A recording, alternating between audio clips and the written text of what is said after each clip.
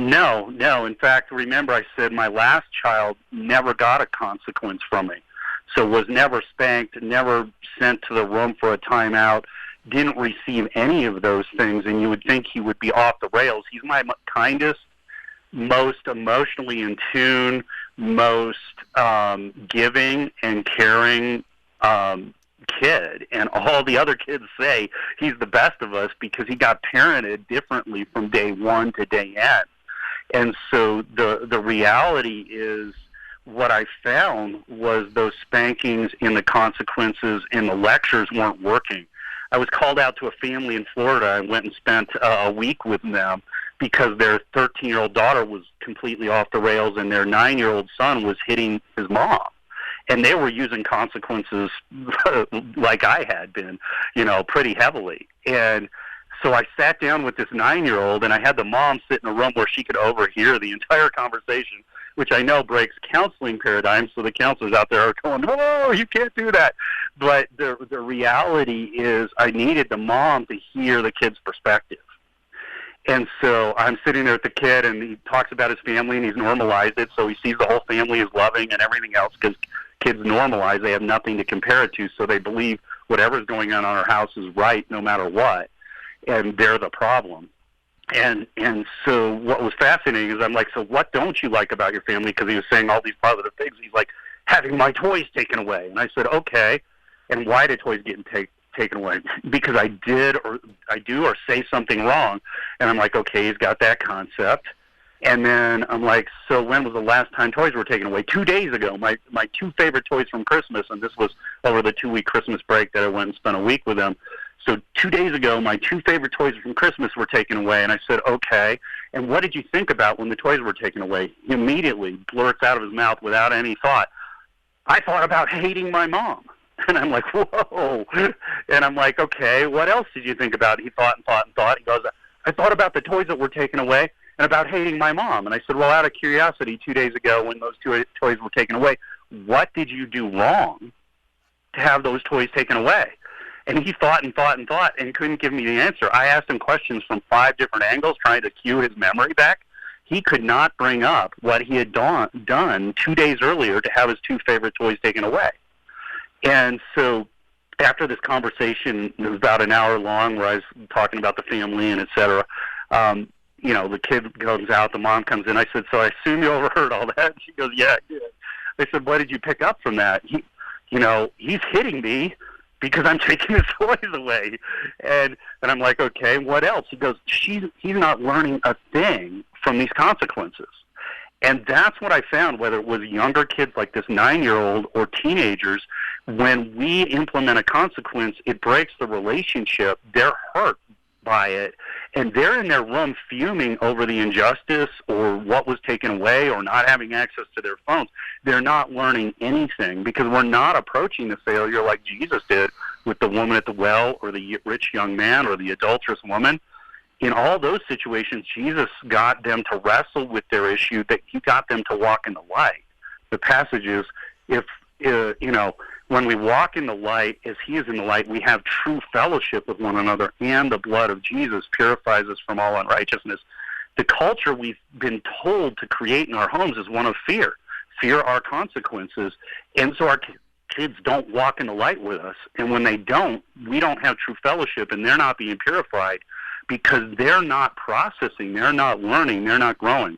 In fact, the word discipline, I bought Logos Scholars Edition, which is a $1,200 program, to create this graph where I took every word that was discipline in the New Testament, and it plots it on this circular graph with the number of times it was represented. And not one of those mean punishment. It was training, teaching, upbringing, fixed order. It was all these other things. There was one verse that sounded like punishment. It was strike in the face, is the way the Greek would translate that literally. And that was the verse where Paul said, I buffet my own body to go in the way of the Lord. It was, I strike myself in the face to go in the way of the Lord. And so we've bought this meaning of this definition or meaning of discipline to be punishment. What I found is that changed in the Dark Ages. But prior to that, even in the synagogue, it was never seen as punishment. And so we're in this very reactive mode of parenting where we react when our kids do something wrong as opposed to being proactive, which is what discipline means, teaching, training, upbringing. So when I brought love in as the only rule and started talking about love and are we loving each other well here, it changed everything, because all of a sudden my kids were actually listening to me. They were processing things with me. We were learning and changing and growing very quickly. And all the teachers in the public school system here would say my kids were 2-3 grades more mature than the kids around them, because they were learning and growing and making really good decisions, because they weren't locked up by this hurt cycle we have going, this fear cycle we have going that prevents our kids from walking in the light with us. Well, let me say it, Keith. You wanted to say it. You didn't say it. I'm going to say it. All right. This guy's weird. This guy needed to talk to my dad. You know what? And me. You talk about a paradigm shift, okay? This is one, and I had to figure out what that was years ago when the guy said Paradigm? it. Yeah, and it shifted. Yes. Okay? This is not normal speak for parents. But I'm telling you what, in the time we've had this morning, I get it.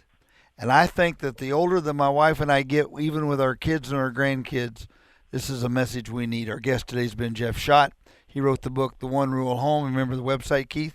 Yes, onerulehome.com. Is that right, Jeff? That is correct, and that's where you can get the printed book. But if you want the Audible version or you want the Kindle version, go to Amazon. I hate to say that, but that's all right. I prefer you come to my site, but that's where you can get those. I understand. Jeff, one last question. What about the kid that stays off the rails when you're loving him like this? You know, it's interesting that does happen, and normally it's because they're carrying so many hurts inside and they've gotten so negative about themselves. You need someone outside the family to help repair that. And that's why, you know, as we developed the research and started doing seminars for parents and all of this, parents started asking us to come in and help with their kids. And that's why I traveled out to that family in Florida for a week. So we now are training other coaches that are trained in this restoration healing process that's very spiritual, that brings God in a very powerful, intimate way to bring healing into these situations. And so we do everything from the education to try and do the prevention on the front end before we get sideways with our kid to, hey, if you're in a crisis situation, you know, go to our site, click the schedule a free consult button, and you'll be on the phone talking with me later this week. Question for you. I think Keith asked you earlier. Where are you living now? I am in Durango, Colorado, which is just a gorgeous place. Yeah. But, man, we have been buried in snow this year. We are 190% of normal.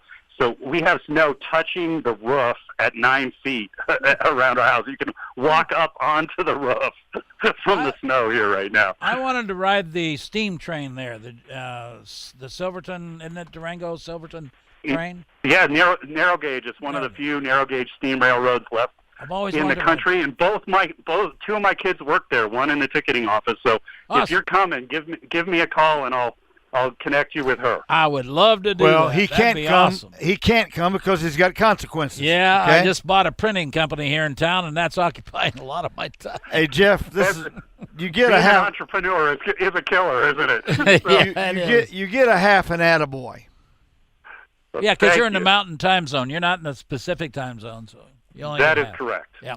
Hey, God bless you, buddy. You did a great job this morning. Your book's been given away, and some loyal listener is going to have the opportunity to use these principles, and I'm going to try to apply the principles. And it's not going to be easy, Keith. Well, it's never too late, I don't think, Jeff, for us to do that with grandkids in our case and great-grandkids in my co-host case. It's never too late, right? No, it's not. And I've had a lot of parents or grandparents use this book with their adult kids. And they've actually been moved by the book to go apologize to their adult kids, and their adult kid relationship with their adult kids have been transformed by these principles as well. Oh, wait. Whoa. Wait a minute, Keith. He just went to meddling there, didn't he? Yeah. Yep. I went to leading like Jesus, and I think as Christians we're called to become more and more like Jesus, and we haven't been led to really understand what that looks like or what it means. This book does that. So if you're on the mission of being sanctified lifelong, you're on this mission anyways. This book just will help you accelerate the process. Jeff, great job, buddy. We'll talk to you later from Branson to Durango. Yeah. It's Good Morning Ozarks. Yes, it is. We'll be back after this.